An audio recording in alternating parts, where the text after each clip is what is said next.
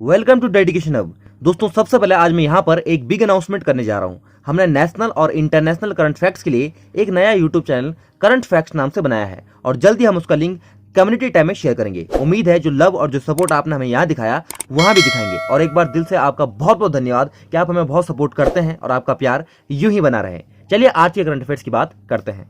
तो दोस्तों, आज है 23 अगस्त 2020 और हम आज के बेस्ट और सिलेक्टेड करंट अफेयर्स के क्वेश्चंस को डिस्कस करेंगे और साथ ही हर क्वेश्चन से रिलेटेड इंपॉर्टेंट फैक्ट्स भी मैं आपको डिटेल से बताऊंगा। और इस वीडियो के लास्ट में आपके लिए एक टेस्ट भी रखा गया है जिनके आंसर्स आपको कमेंट बॉक्स में देने हैं। और ये वीडियो आपके लिए इंपॉर्टेंट होने वाला है और ये सारे फैक्ट्स आपको इसी वीडियो में याद हो जाएंगे। बस आपको अगले 5 से 10 मिनट तक इस वीडियो को ध्यान से और पूरा देखना है। तो आइए हर दिन करें तैयारी डेडिकेशन हब के साथ। तो चलिए इस बेहतरीन दिन की बेहतरीन और शानदार शुरुआत करते हैं। तो आज का पहला क्वेश्चन है, उत्तराखंड का पहला साइबर थाना कब खोला गया? ऑप्शंस हैं 2013, 2014, 2015 और 2016। तो इसका सही आंसर है 2015। यानी उत्तराखंड का पहला साइबर थाना वर्ष 2015 में राजधानी देहरादून में खोला गया। आइए अब डिटेल से जान लेते हैं। अब देखिए, साइबर थाना खुलने के बाद यहाँ पर साइबर अपराधों यानी साइबर क्राइम मतलब ऑनलाइन और सोशल मीडिया पर जो क्राइम होते हैं उनकी शिकायत करते हैं। थाने में साइबर वर्ल्ड की समझ रखने वाले पुलिस कर्मियों और अधिकारियों को तैनात किया जाता है। अब देखिए, हाल ही में प्रदेश में दूसरा साइबर थाना खुलने जा रहा है। पहला कहाँ पर? आपका देहरादून में है। अब दूसरा कहाँ खुलने जा रहा है? कुमाऊं रेंज में खोला जाएगा। क्यों? कुमाऊं क्षेत्र देहरादून से दूर होने से यहाँ के लोगों की पहुंच कम होने के कारण और साथ ही एक ही थाने पर शिकायतों का बोझ बहुत अधिक था। लिहाजा पुलिस मुख्यालय ने पिछले साल कुमाऊं क्षेत्र में साइबर क्राइम पुलिस स्टेशन खोले जाने की अनुमति मांगी थी। अब देखिए, शासन की ओर से कुमाऊं में प्रदेश का दूसरा साइबर थाना स्थापित किया जाएगा। तो यह क्वेश्चन था कि प्रदेश का पहला साइबर थाना कहाँ खोला गया था? तो कहाँ खोला गया था? देहरादून में। कब? वर्ष 2015 में। लेकिन क्या, देहरादून दूर होने के कारण और दूसरा एक ही थाने पर शिकायतों का बोझ बहुत ज्यादा होने के कारण अब कुमाऊं रेंज में दूसरा साइबर थाना स्थापित किया जाएगा। दोस्तों, आगे बढ़ने से पहले आप सभी से रिक्वेस्ट है, अगर आपको हमारी वीडियोस हेल्पफुल लग रही हो तो हमारी वीडियो को लाइक और शेयर जरूर कीजिएगा। आप इस वीडियो की पीडीएफ डिस्क्रिप्शन में दिए गए लिंक से डाउनलोड कर सकते हैं। आइए अगला प्रश्न देखते हैं। दूसरा और वेरी वेरी इंपॉर्टेंट क्वेश्चन है, उत्तराखंड से किसका चयन राष्ट्रीय शिक्षक पुरस्कार 2020 के लिए हुआ है? वीरेंद्र जोशी, कविता बिष्ट, सुरवीर सजन, आशा नेगी, केवलानंद कांडपाल और सुधा पैनोली, कमलेश बोगड़ा और ममता रावत। तो इसका सही आंसर है केवलानंद कांडपाल और सुधा पैनोली। इन दोनों का चयन राष्ट्रीय शिक्षक पुरस्कार 2020 के लिए हुआ है। अब देखिए, भारत सरकार के शिक्षा मंत्रालय के स्कूली शिक्षा और साक्षरता विभाग, कौन सा विभाग? स्कूली शिक्षा और साक्षरता विभाग की ओर से 2020 के लिए राष्ट्रीय शिक्षक पुरस्कार के लिए चयनित शिक्षकों की घोषणा की गई है। अब देखिए, देश भर के 47 शिक्षकों का चयन किया गया, जिसमें से 2 आपके कहां से हैं? उत्तराखंड से हैं। कौन कौन? देखिए, डॉक्टर केवलानंद कांडपाल जो कि हाई स्कूल पुटकुनी कपकोट बागेश्वर के प्रिंसिपल हैं, और दूसरा नाम है सुधा पैनोली जी का, जो कि Eklavya model residential school Kalsi Dehradun की वाइस प्रिंसिपल हैं।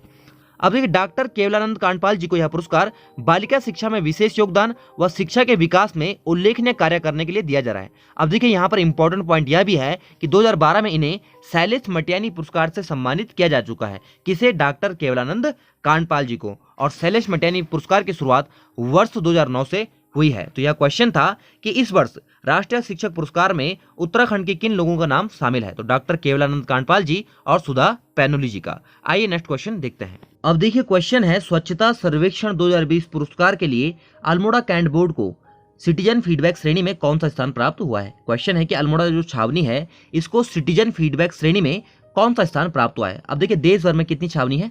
62 छावनियां हैं, मतलब 62 छावनी को सर्वे में सम्मिलित किया गया। तो देखिए, इसमें इसको कौन सा स्थान मिला? पहला, दूसरा, तीसरा और चौथा। तो सही आंसर है तीसरा, यानी अल्मोड़ा छावनी को देश भर में तीसरा स्थान प्राप्त हुआ है। अब देखिए, भारत सरकार के आवास एवं शहरी कार्य मंत्रालय द्वारा स्वच्छता सर्वेक्षण 2020 पुरस्कार के लिए जिले से कैंट बोर्ड अल्मोड़ा को सिटीजन फीडबैक श्रेणी में तीसरा स्थान प्राप्त हुआ है। अब देखिए, जैसा मैंने आपको पहले बताया कि स्वच्छता सर्वेक्षण में हर साल देश की 62 छावनियों को स्वच्छता के आधार पर पुरस्कार दिया जाता है, जिसमें अल्मोड़ा कैंट को तीसरा स्थान प्राप्त हुआ है। अब देखिए, इससे पहले वर्ष 2019 में इसे कौन सा स्थान प्राप्त हुआ था? 62 छावनियों में 11वीं रैंक प्राप्त हुई थी। और 2018 में अल्मोड़ा छावनी को दूसरा स्थान प्राप्त हुआ था। और इस वर्ष कौन सा स्थान प्राप्त हुआ? तीसरा स्थान प्राप्त हुआ। किसमें? छावनियों में। कितनी छावनियों में से? 62 छावनियों में से। अब देखिए इस श्रेणी में रानीखेत छावनी 17वें स्थान पर रही, जबकि 2017 में रानीखेत 13वें और 2018 में तीसरे स्थान पर थी। अब देखिए इसमें श्रेणियां अलग अलग हैं। 1 लाख से अधिक आबादी वाले शहरों की श्रेणी में देहरादून को 124वां स्थान मिला। वहीं कैंट बोर्ड यानी छावनियों में देश की 62 छावनियों में से सिटीजन फीडबैक श्रेणी के आधार पर अल्मोड़ा को तीसरा स्थान मिला, इस वर्ष की मैं बात कर रहा हूं। और रानीखेत को कौन सा स्थान मिला? 17वां स्थान मिला। तो इस प्रकार से जो स्वच्छता सर्वेक्षण है जो कि 2016 से शुरू हुआ था, 2020 में क्या है, इसमें अलग अलग श्रेणियों में अलग अलग पुरस्कार दिए गए। आइए आगे देखते हैं। अल्मोड़ा छावनी की स्थापना 1815 में हुई थी और रानीखेत छावनी की स्थापना 1871 में हुई थी। और क्वेश्चन था कि जो आपका अल्मोड़ा कैंट बोर्ड है यानी अल्मोड़ा छावनी है, इसको देश भर में सिटीजन फीडबैक श्रेणी के आधार पर कौन सा स्थान मिला है? तो कौन सा स्थान मिला है? तीसरा स्थान मिला है। आइए अगला क्वेश्चन देखते हैं। तो क्वेश्चन है, बामन द्वादश मेला किस जनपद में आयोजित किया जाता है? चमोली, रुद्रप्रयाग, पौड़ी और उत्तरकाशी। तो इसका सही आंसर है रुद्रप्रयाग। बामन द्वादश मेला रुद्रप्रयाग जनपद में आयोजित किया जाता है। आइए अब डिटेल से जान लेते हैं। तो देखिए इस मेले का जो आयोजन है वो कहां पर किया जाता है? रुद्रप्रयाग के गुप्तकाशी में। कहां पर? रुद्रप्रयाग के गुप्तकाशी में। और इसका जो आयोजन है वो 26 से 29 अगस्त तक किया जाएगा। अब देखिए इस वर्ष कोविड-19 की वजह से इसका जो आयोजन है वो सादगी से किया जाएगा और अन्य राज्यों से आने वाले ध्यानियों व ग्रामीणों को कोविड-19 टेस्ट की रिपोर्ट साथ में लानी होगी। तो देखिए बामन द्वादश मेले का आयोजन रुद्रप्रयाग जनपद में किया जाता है। अब यहाँ पर बात की जा रही है रुद्रप्रयाग की। तो आइए रुद्रप्रयाग के बारे में सारे इंपॉर्टेंट फैक्ट्स जान लेते हैं।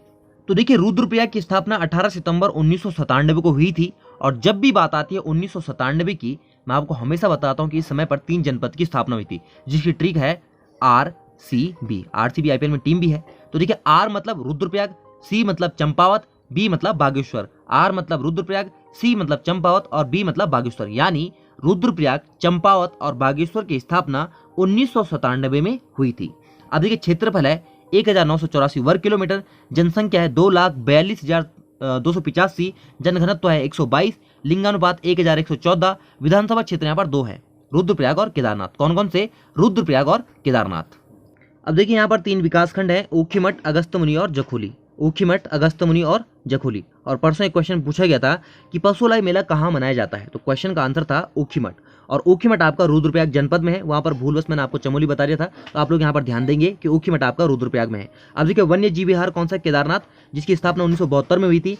रुद्रप्रयाग के उपनाम क्या क्या है? रुद्रावत और पुनाड़। क्या क्या? रुद्रावत और पुनाड़। अब देखिए यहाँ पर ताल कौन कौन से हैं? देवरिया, बधाणी, चौराबाड़ी, जिसको हम गांधी सरोवर भी कहते हैं। कौन कौन से ताल हैं? देवरिया, बधाणी और चौराबाड़ी। तो यहाँ पर क्वेश्चन था कि जो बामन मेला है ये कहां पर मनाया जाता है? तो कहां पर मनाया जाता है? रुद्रप्रयाग में मनाया जाता है। आइए अब कल के क्वेश्चन के आंसर जान लेते हैं। अब देखिए कल का पहला क्वेश्चन था कि पशुलाई मेला कहां मनाया जाता है? तो इसका सही आंसर है ऊखीमठ। अब देखिए ऊखीमठ आपका रुद्रप्रयाग जनपद में है। मैंने भूलवश आपको चमोली बता दिया था, तो आप करेक्ट कर लेंगे कि ऊखीमठ आपका कहां पर है? रुद्रप्रयाग जनपद में है। अब देखिए प्रत्येक जनपद में कम से कम एक अनुसूचित जाति बहुल्य गांव को आदर्श गांव बनाने का फैसला किसके द्वारा लिया गया? तो इसका सही आंसर है राज्यपाल बेबी रानी मौर्य जी द्वारा लिया गया। अब देखिए उनके द्वारा 26 अगस्त को यह काम शुरू किया जाएगा। और कहां से? देहरादून के झाझरा बंसीवाला गांव से। कहां से? देहरादून के झाझरा बंसीवाला गांव से। आइए अब आज का क्वेश्चन देख लेते हैं। तो देखिए आज का पहला क्वेश्चन है, हिमवंत कवि के नाम से किसे जाना जाता है? नेक्स्ट क्वेश्चन है, हाल ही में स्वच्छता सर्वेक्षण 2020 में देहरादून को कौन सा स्थान प्राप्त हुआ है? यहाँ पर ध्यान दीजिएगा कि 1 लाख से अधिक आबादी वाले शहरों की श्रेणी में देहरादून को कौन सा स्थान प्राप्त हुआ है? तो ये थे आज के क्वेश्चन और अपने आंसर कमेंट बॉक्स में जरूर लिखें। डिटेल पता हो तो वो भी लिखें और ऐसा करना अपनी आदत बना लीजिए, क्योंकि हम जो लिख लेते हैं वो हमें हमेशा के लिए याद हो जाता है। तो ये था आज का करंट अफेयर्स का सेशन। अगर आपको ये वीडियो पसंद आई हो तो इस वीडियो को ज्यादा से ज्यादा शेयर कीजिएगा। मिलते हैं कल सुबह 24 अगस्त के करंट अफेयर्स के साथ। Thanks for watching.